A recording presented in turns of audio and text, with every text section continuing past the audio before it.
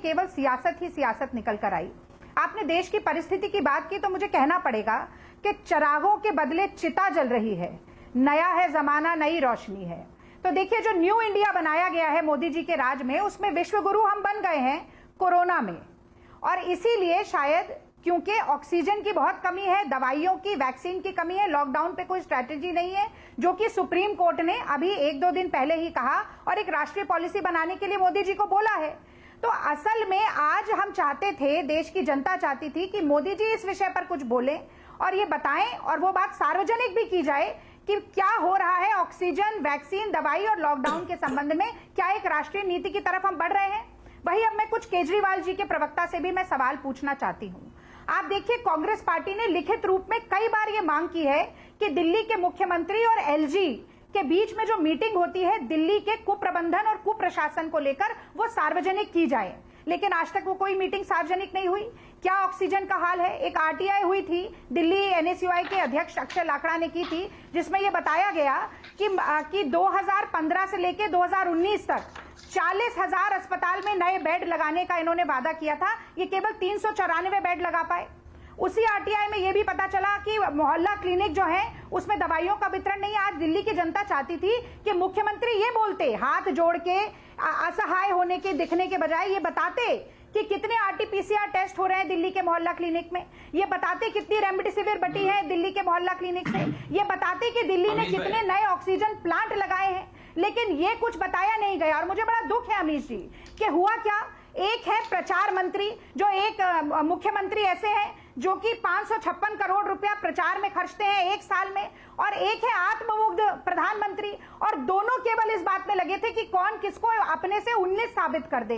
दिल्ली की जनता, देश की जनता के लिए कौन सा सुझाव इस मीटिंग से निकल कर आया, मैं जानना चाहती हूं। आज नक्शे कदम पे चलने की बात राघव चड्ढा कर रहे हैं, तो मुझे बता दें कि मोदी जी जो आपदा में अवसर खोजते हैं, क्या उन्हीं के नक्शे कदम पे चल के केजरीवाल जी भी आज आपदा में अवसर खोज रहे थे? पहले राघव चड्ढा, राजधर्म का पाठ मोदी जी को तो पढ़ा दिया अटल बिहारी वाजपेयी जी ने, आप क्यों नहीं राजधर्म निभाते? ठीक है, पहले राघव चड्ढा, फिर संबित पात्रा। ठीक है राघव जी, वो हाथ जोड़कर भीख मांगते हुए नजर आए और अपनी असहायता दिखाएं, बजाय इसके कि ये बताएं कि उन्होंने दिल्ली की जनता के लिए किया क्या है अब तक।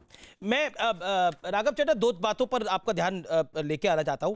आज बैठक के अंदर दो चीजें ऐसी हुई कि सीएम द्वारा कहा गया कि एयरलिफ्ट करानी चाहिए, जबकि एयरलिफ्ट हो रही है, प्रधानमंत्री ने भी इसका जवाब दिया। उसके बाद कोविड माफ करिए, ऑक्सीजन एक्सप्रेस चले, जो प्रधानमंत्री ने बोला वो चल रही है और ऑक्सीजन पहुंचा रही है। यानी केंद्र जो काम कर रहे हैं, जो कि सार्वजनिक तौर पे मीडिया में भी आ रहे हैं, उसकी जानकारी सीएम पे नहीं थी, ये भी बीजेपी आरोप लगा रही है। और इस पर आप क्या कहना चाहते हैं? जो ऑलरेडी हमें पता है कि एयरलिफ्ट आज सुबह से एयरफोर्स कर रही है, कल भी एयरफोर्स ने एयरलिफ्ट करा है, व्हाट इज योर व्यू? यानी शुक्रवार को भी करा है और गुरुवार को भी किया है। देखिए, 2-3 चीजें। पहली बात है कि मुख्यमंत्री जी ने एयरलिफ्ट की बात नहीं करी थी, एक्सप्रेस की बात करी थी, और ये कहा था कि वो दिल्ली तक भी आए। अन्य राज्यों में जरूर जा रही है ट्रेन के माध्यम से, लेकिन रेल के माध्यम से दिल्ली तक भी ऑक्सीजन आए, क्योंकि जो दिल्ली का कोटा 378 मेट्रिक टन से बढ़ाकर 480 मेट्रिक टन ऑक्सीजन का किया गया है, लगभग 100 मेट्रिक टन बढ़ाया गया है अमीश भाई।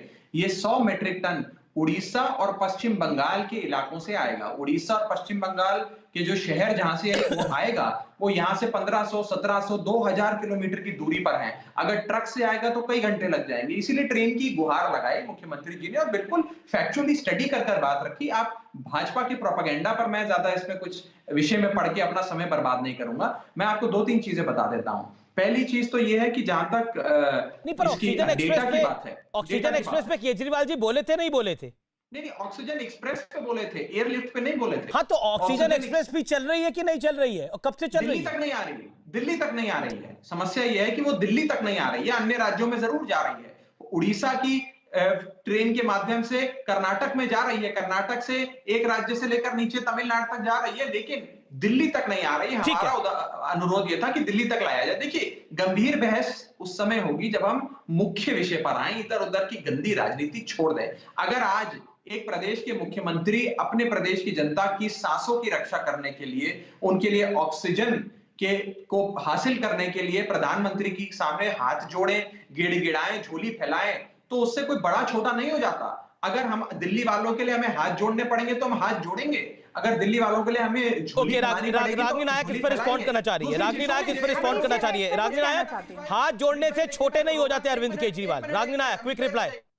एक सेकंड, राघव, रागनी बोलना चाह रही है, 40 सेकंड उनको मौका दीजिए।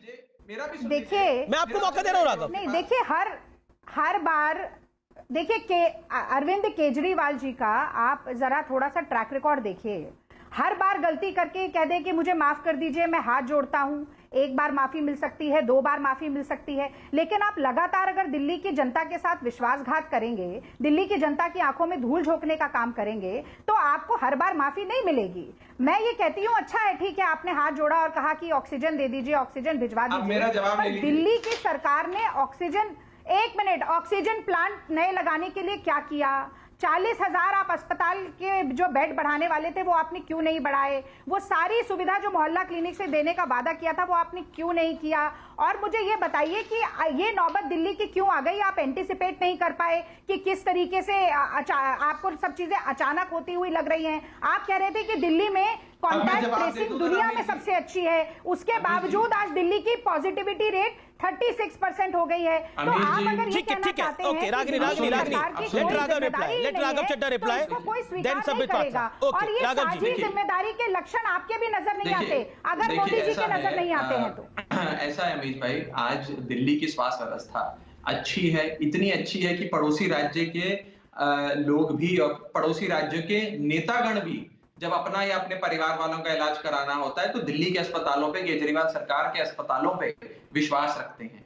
तो दिल्ली का मॉडल कितना अच्छा है, स्वास्थ्य मॉडल, इसकी चर्चा हम 5 साल से कर रहे हैं और इसके बारे में खुद देश के प्रधानमंत्री ने कई बैठकों में दिल्ली के कोरोना से लड़ाई लड़ने के मॉडल की तारीफ करी थी।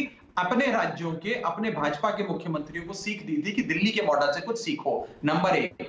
नंबर 2, जहां तक बात हो रही है मोहल्ला क्लिनिक की, मैं आपको बता दूं, मोहल्ला क्लिनिक हाई फ्लो ऑक्सीजन नहीं दे सकता है। मोहल्ला क्लिनिक एक जांच का केंद्र बन सकता है, कई जगह जांच का केंद्र बना है। दिल्ली सरकार के कई स्कूलों के अंदर आरटीपीसीआर की जांच हो रही है। कितनी जांच हुई मोहल्ला क्लिनिक के हाई फ्लो अंतर्गत? ऑक्सीजन नहीं हो सकती। नंबर 3, देखिए, कांग्रेस को दिल्ली वालों की उतनी ही चिंता है जितनी उनकी विधानसभा में सीटें हैं, मानी, जिसका मतलब है एक बहुत बड़ा जीरो। उनको उतनी चिंता है, वो राजनीति करने से बात नहीं आएंगे, उनको राजनीति करने दीजिए, हम लोग काम करेंगे। दिल्ली वालों के लिए नाक भी रगड़ना पड़ेगा ना अमीश भाई, और ऑक्सीजन लानी पड़ेगी तो हम ऑक्सीजन लाएंगे। आज मैं बस एक सवाल आपसे पूछना चाहता हूं, दिल्ली को 700 मीट्रिक टन की ऑक्सीजन चाहिए अमीश भाई, ध्यान से सुनिएगा, 700 मीट्रिक टन की ऑक्सीजन चाहिए।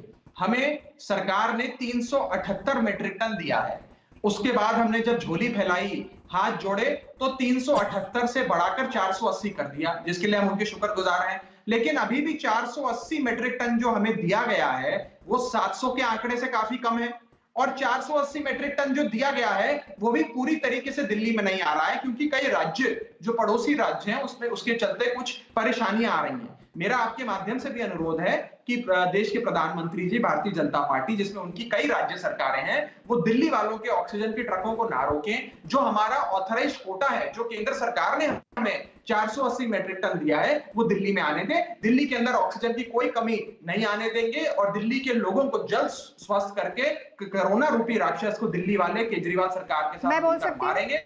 स्थिति चिंताजनक है, लेकिन मिलकर लड़ाई लड़नी है। मैं कांग्रेस का भी साथ चाहता हूं, मैं बीजेपी का भी साथ चाहता हूं, मैं पत्रकारों का भी साथ चाहता हूं। ये बहुत बड़ी महामारी है, कोई एक नेता, कोई एक पार्टी, लेकिन आपको, ठीक है, ओके, मैं रागिनी जी का साथ चाहता हूं, मैं चाहता हूं रागिनी जी राजनीति बंद करके हमारा साथ दें इस लड़ाई में। Okay, Ragini Nayak, 30 second, and Sambit Patra. Ragini, देखिए, बड़ा आश्चर्य होता है कि जब एक सरकार को, चाहे वो केंद्र